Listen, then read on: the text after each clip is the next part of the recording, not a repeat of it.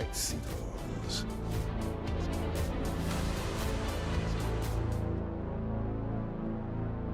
Son las 7:12 minutos de la mañana. Gracias por acompañarnos en la señal de éxitos. Saben que llegamos desde Caracas a todo el país a través de nuestras emisoras, es decir, de nuestro circuito. Transmitimos a través del canal 990 de Simple TV, también a través de mundour.com y de nuestras aplicaciones en video. Hace exactamente un mes tuvimos a Luis Lander acá con Eugenio Martínez vía remota. Hoy vamos a repetir, digamos, la idea de aquella conversación cambiando la fórmula. Hoy tenemos ya con nosotros en el estudio a Luis Lander y vamos a recibir en minutos nada más al periodista Alonso Moleiro. Hoy es 28 de mayo ya. En 2 meses, es decir, el domingo 28 de julio, Venezuela irá a elección presidencial. Los candidatos, la verdad, llevan días, si no semanas, en campaña. Y luego partidos políticos, organizaciones civiles, el Consejo Nacional Electoral, cada uno en lo suyo, en esta vía hacia el 28 de julio. Y de eso queremos hablar. A 2 meses de la elección presidencial, bueno, tomar la fotografía que hoy corresponde. Luis Lander, como les decía, ya está con nosotros en el estudio, director del Observatorio Electoral Venezolano, ingeniero mecánico, con estudios de doctorado en Ciencias Sociales de la Universidad Central de Venezuela, profesor jubilado de la Facultad de Ciencias Económicas y Sociales de FACES. Luis, siempre bienvenido. ¿Cómo está? Feliz día. Muchas gracias por la invitación y buenos días a ti y a todos los radioescuchas. Luis, conocidos ya los retrasos de lo que hablamos en la ocasión anterior, conocidos los asteriscos que ustedes mismos, me refiero a ti y a Eugenio, pusieron en aquella conversación sobre algunos elementos del cronograma. Hoy pregunto, ¿cómo avanza ese proceso electoral desde el punto de vista técnico? ¿Qué tenemos a la fecha? Bueno, a la fecha, efectivamente el cronograma que lo hemos criticado por lo estrecho de sus tiempos y cómo se ha ido de manera atropellada haciendo cosas, bueno, sigue su marcha con sus tropiezos, ¿no? Fuera de la conversa, comentabas que ya todos los candidatos están rodando por la calle haciendo campaña. Sí. Y aquí hay una paradoja, una contradicción. La legislación dice muy claramente que fuera de lo que en el cronograma está establecido como el periodo para las campañas electorales, está prohibido hacer campaña electoral. Pero luego se habla de un eufemismo, porque bueno, claramente una cosa que es ilegal no podría realizarse, pero es eso que llaman pre-campaña. Entonces, pero se realiza. Todo en campaña. Entonces, bueno, ¿cómo es la cosa? ¿O estamos en campaña o no estamos en campaña? ¿Y no ha habido ningún llamado de parte del Consejo Nacional Electoral? El Consejo Nacional Electoral en esta oportunidad, en términos de declaraciones, ha estado bastante silente, porque hay cosas que debería estar haciendo y que en otra oportunidad el Consejo Nacional Electoral lo ha hecho, cosas que ha hecho que debería estar haciendo. Por ejemplo, promover el voto, garantizarle a los ciudadanos que el voto efectivamente es secreto y que su voluntad va a ser efectivamente respetada, va a ser debidamente contada. Y en eso está el Consejo Nacional Electoral absolutamente silente. Cuando se puso el periodo de apenas 30 días para la actualización e inscripción en el registro electoral, que dijimos en su oportunidad, el observatorio me refiero, digo en su oportunidad que eso es un tiempo absolutamente estrecho, no solamente por el tiempo, sino por el número de puntos que se habían ubicado para esto. Y luego los resultados han demostrado que efectivamente es así. O sea, no hubo una inscripción masiva de nuevos electores ni actualización, y escandalosamente lo que ocurrió en el exterior. Porque en el exterior terminó inscribiéndose 50 y tantos, no 50,000, no 5,000, 50 y tantos, o sea, 5 decenas. De una diáspora de más o menos 8 millones de personas. Ajá. Bueno, con derecho a voto, menos, millones, sí, algo menos que eso. Y después de actualización alrededor de 60,000. En el exterior va a terminar en esta oportunidad, a diferencia de lo que sería la situación natural, y con la inmigración en Venezuela mucho más, va a resultar que en estas elecciones presidenciales, la de 2024, va a votar, tienen derecho a votar, no que van a votar, sino tienen derecho a votar, como el 60% de los que tenían derecho a votar en el año 2018, en la última elección presidencial. una reducción notable. Y eso, bueno, la razón de esa reducción es porque, bueno, Venezuela ha roto relaciones con algunos países donde había un volumen razonable de electores que estaban inscritos en el registro electoral, pero al cerrar las embajadas y al cerrar los consulados ya no podrán votar allí. Caso Estados Unidos. Y Canadá, Estados Unidos y Canadá. Sí.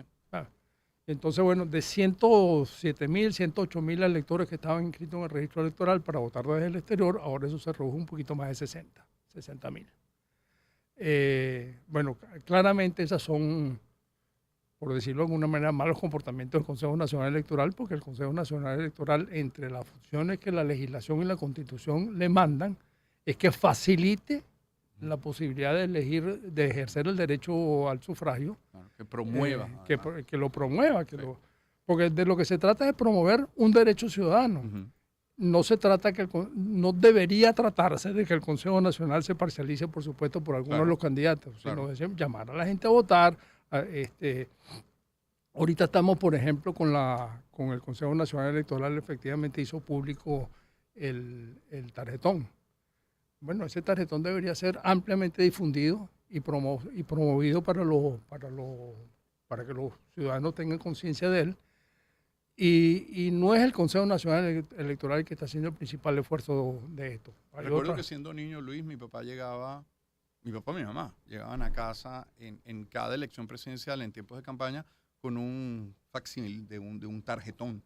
Y uno lo desplegaba, venía encartado en los periódicos. Y uno desplegaba aquel tarjetón que venía doblado en 4 y uno se iba familiarizando.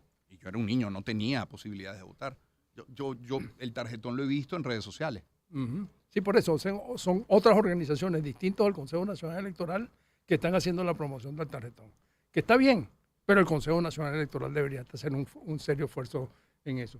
Yo soy un poco menos joven que tú y yo lo que recuerdo de niño eran tarjetas de colores, que se votaba por tarjeta y el Consejo Supremo Electoral en aquella oportunidad distribuía, pero masivamente, las tarjetas de uno las coleccionaba y las tenía como barajitas para jugar. Bueno, eso claramente no es la situación actual. Y en esto, bueno, aprovechar situaciones como esta, programas como este, para hacerle un llamado a todos los ciudadanos que antes del 28 de julio se familiaricen con el tarjetón. Eso ya está, digamos, no es de fácil acceso porque el Consejo Nacional Electoral no lo está difundiendo masivamente. Pero bueno, hay algunas organizaciones que sí lo han hecho. Nosotros en el observatorio, en uno de nuestros boletines, lo publicamos para ayudar a los ciudadanos a familiarizarse con él.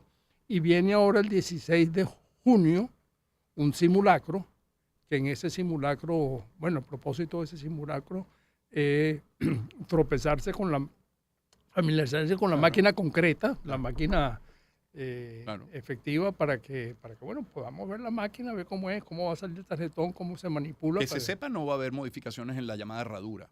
No, eso es básicamente lo mismo. Básicamente lo mismo. Ahora, a 2 meses de la elección presidencial, hoy 28 de mayo, ¿en qué deberíamos estar? Eso incluyendo, por supuesto, el Consejo Nacional Electoral. ¿Y en qué realmente estamos? Bueno, aquí nuevamente con esto de las paradojas.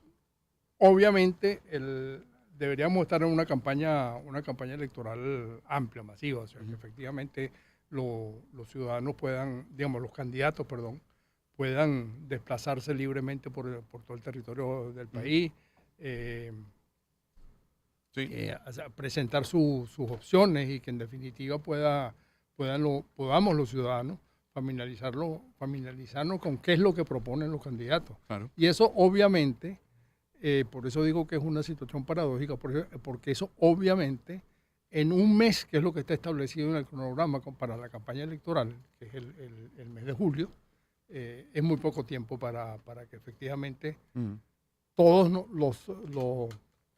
son 21 en el registro electoral, pero eso en la práctica terminan siendo 16.5 millones de venezolanos, puedan efectivamente familiarizarse, hacer una selección responsable y razonada, consciente de por qué van a votar, que es muy importante porque obviamente estas elecciones no son poca cosa. Es una elección donde nos estamos jugando el futuro de Venezuela.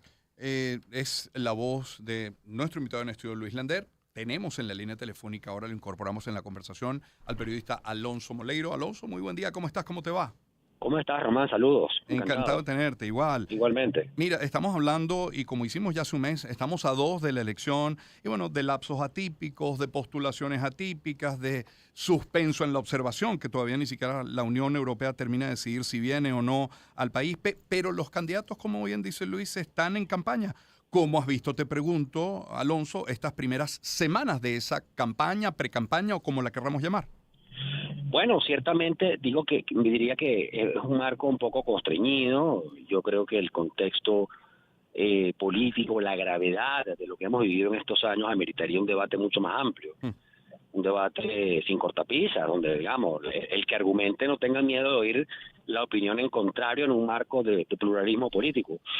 Yo, siento que aquí hay un debate constreñido, condicionado, con una inundación de propaganda oficialista desbordada por la televisión, los candidatos, el resto de los candidatos con menos opciones, pero al mismo tiempo creo que hay una realidad en los pueblos del país que los candidatos están viendo cómo aprovechan, pues es decir, la sociedad venezolana está llena de necesidades, el estado de quiebra es demasiado profundo. Yo creo que es importante que el país tenga claro pues un poco lo que acabamos de vivir, sus causas, por qué nos ocurrió esto. Evidentemente que además es una campaña que puede aumentar de tensión e incidentes, ojalá que no, conforme nos acerquemos a la fecha. En Venezuela lo que tiene que finalmente pues replantearse es la existencia de un pacto constitucional, de un pacto cívico en el cual pues pretender ganar una elección no sea un delito, sino sea lo normal. Ganan unos, entonces los otros pierden y regresan a la oposición. Eso que es normal en América Latina y que aquí era normal, de pronto empezó a dejar de ser normal. Entonces estamos en un contexto lleno de amenazas, de advertencias subordinadas, y bueno, un lenguaje en algunas ocasiones un poco destemplado. Creo que no ha llegado a mayores todavía porque la campaña no ha tomado todo el vuelo que necesita, pero yo sí creo que es importante abrir las cartas y que se haga un debate adulto, un debate entre adultos sobre lo que ocurrió en Venezuela. Ojalá hubiera debates con intercambio de propuestas. O sea, estamos oyendo poco intercambio de propuestas. Me imagino que es un tema que irá aproximándose. Alonso, sí. Fíjate, hablando de propuestas, luego vuelvo a leer hoy en los titulares en la mañana, por supuesto de Tal Cual, en el que dice que el presidente de Colombia, Petro, ya tiene en su poder un borrador para lograr, cito, la paz política en Venezuela luego de la elección presidencial. Él y Lula habían hecho una propuesta, inicialmente de un plebiscito, ya por el tiempo, bueno, han modificado, ya no hablan de un plebiscito, pero sí que las partes se sienten, y cuando me refiero a las partes, ellos hablan de Nicolás Maduro, candidato a la reelección, y de Edmundo González Urrutia, y que se sienten y lo lean y lo firmen. Dicen que lo único que faltaría por ahora es que lo lea Nicolás Maduro y pueda firmarlo. ¿Qué se sabe de este documento o nos quedamos solo con ese titular y lo escueta la información? Bueno, yo creo que hay mucho hermetismo. A mí me llegó una información muy similar, es la que estamos manejando, pero claro, siempre hay que rescatar el hecho de que tanto Petro como Lula son líderes de izquierda, pero son de la izquierda reformista, o sea, están metidos en el pacto constitucional. Si Petro mañana o cuando suceda entrega el poder, se va para su casa. Eso es lo que hacen las sociedades civilizadas, pues no.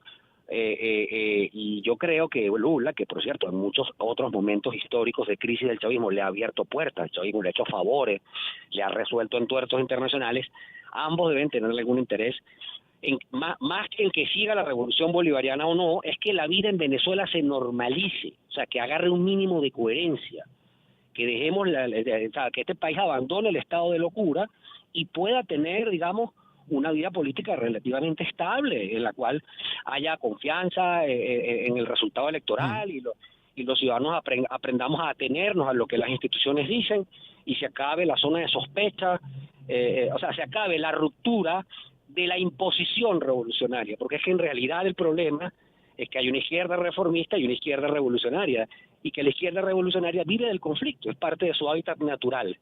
Entonces me imagino que a Maduro le va a costar un poco firmar eso. Ojalá lo hiciera. En todo caso, una firma tampoco resuelve el problema. Ahí están los acuerdos de Barbados, ¿no? Yeah. O sea, tú puedes firmar y violar el acuerdo. Ya. Alonso Moleiro, vía telefónica, nos acompaña en el estudio Luis Lander. Luis, ¿hasta cuándo, de acuerdo a los lapsos y al cronograma, hasta cuándo podrían hacerse cambio, adherirse candidaturas? Ya entendemos sin que se vean reflejadas en la boleta, pero ¿hasta cuándo es posible? 10 días antes de la elección. Hasta 10 días antes de la elección. Alonso, en ese sentido, te pregunto, ¿cuál podría ser el destino de Márquez o el destino de Rauseo? En dos tiempos. Uno, lo primero, si llegarán o no a julio, al 28 de julio, siendo todavía candidatos, y en caso de llegar como candidatos, ¿cómo quedaría después su capital político, el que tiene, ¿no? Con el que cuentan? Perdón, ¿me hablas de Benjamín Rauseo? Por ejemplo, y de Enrique Márquez, sí. Bueno, es decir, yo creo que ellos podrían en algún momento cercano a la elección jugar un papel inesperado. Porque bueno, estamos en un contexto polarizado y sabemos que el candidato de la plataforma unitaria, bueno, que es una persona muy respetada, que no genera polémica, podría estar, digamos, en algún tipo de entredicho. Es una cosa que la gente teme que ocurra, pues que le planteen un veto, que le digan una historia que no lo dejen presentarse.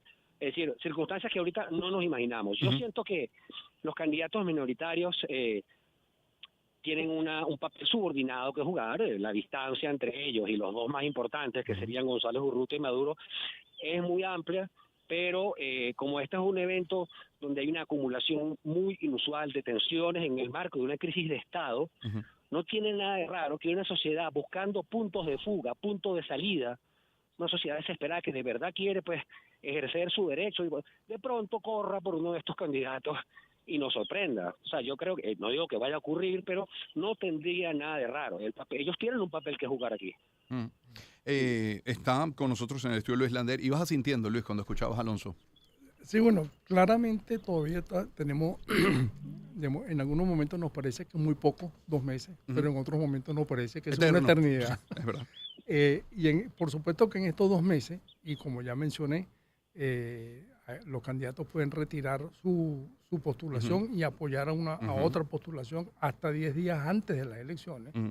Que, bueno, habrá agua que corra bajo los ríos, que vayan despejando un poco el panorama y que, por supuesto, bueno, si no ocurren hechos como los que mencionó Alonso de que son una sombra que aparece por ahí, que se produzca de alguna manera inhabilitaciones extemporáneas de candidatos actuales. Sí, Eugenio decía que el riesgo sobre la tarjeta de la MUD iba a permanecer hasta el 28 de julio. Hasta el 28 de julio.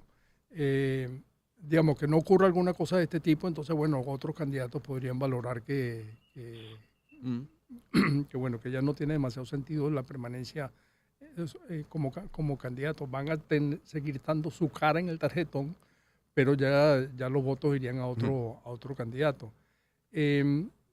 Esto, bueno, en estos eternos 2 meses que nos faltan para llegar al 28 de julio, yo creo que ahí pueden pasar diversas cosas y que seguramente van a pasar cosas. Eso. Yo digo no es que algo va a pasar, yo creo que van a depurarse los candidatos.